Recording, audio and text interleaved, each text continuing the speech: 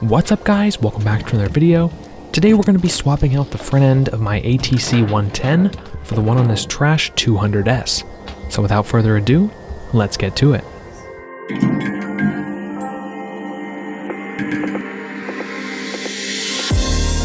While I really like my ATC 110, I do not like its lack of suspension.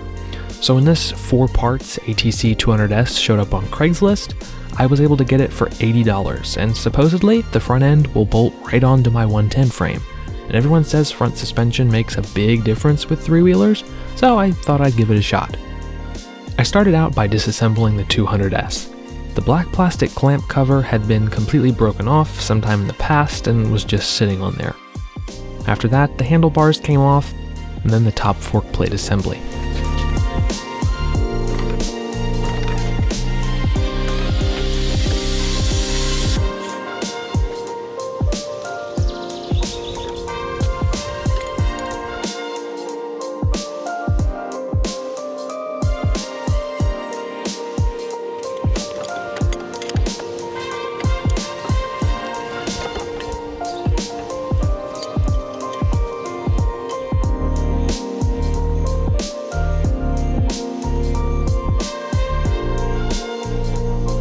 After putting the trike on a jack and removing the last nut, the front end was ready to come off.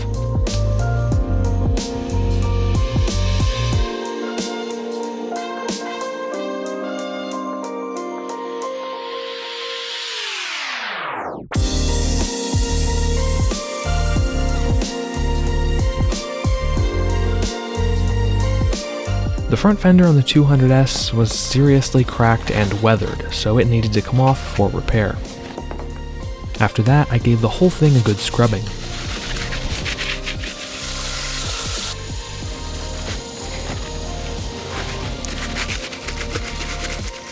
We'll be needing that top fork plate later on, so I shined it up with some steel wool here, and it actually turned out really nice.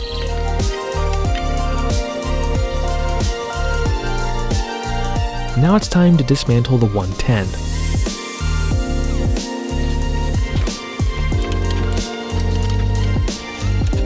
The process is basically the same as the 200S, but my headlight was actually attached, so I removed the retaining pins, tilted it forward, and lifted it out.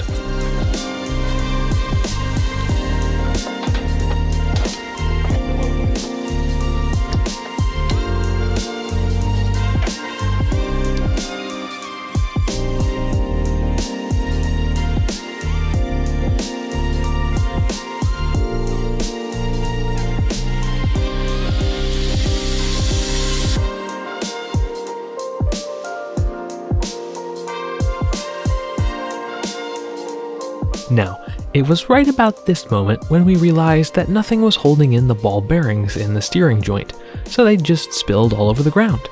So I got to play a fun game of I Spy for a bit, and between the 2 trikes I was able to find enough ball bearings to put mine back together.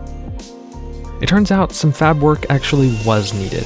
The wheel stop is on the opposite position on the 110 as it is on the 200S, so we ground it off and we can weld a new one on sometime in the coming weeks.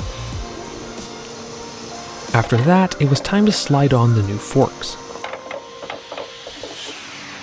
I had hoped I'd be able to keep my 110's headlight, but the headlight bracket from the 110 didn't fit on the 200S front end, so I had to remove it.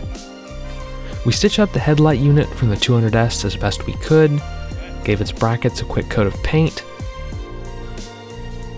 and it should hold up okay, but it would have been nice to keep the original.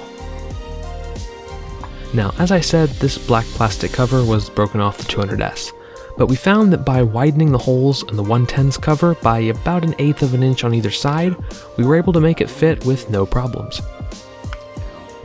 Another bonus you get with the 200S front end is the front brake. Unfortunately, we were missing some of the front brake pieces, so we had to do some modding. We bored out the hole in the brake arm just a smidge so this doodad my dad had would fit, got a lever Dad had lying around, installed all that, lubed up the brake cable, which thankfully came with the 200S, and we were good to go. We were out of time and zip ties for the day, so the fender will have to wait until later, but I gave it a test ride and I definitely agree. Front suspension makes a huge difference. So, in conclusion, if you want to do this to your 110, you basically need everything from the end of the frame forward off a 200S. All in all, I'd say I am really happy with this mod.